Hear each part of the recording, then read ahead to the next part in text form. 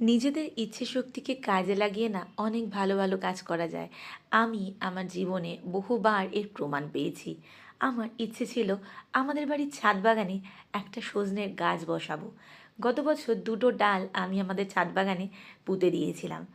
আর দেখুন, ঠিক যেরকম ভেবেছিলাম ঠিক ভগবানও মনে হয় চাইছিলেন সেই রকমই গাছটার রূপ দান করতে।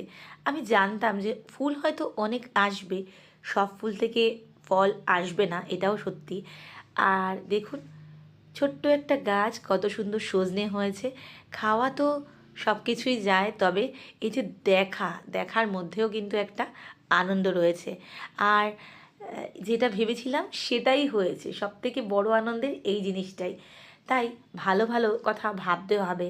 ভালো কাজ করতে গেলে মাথায় চিন্তা ভাবনাগুলো কিন্তু ভালো আনতে হবে, তাহলে একদিন না একদিন সেটা সত্যি অবশ্যই হবে।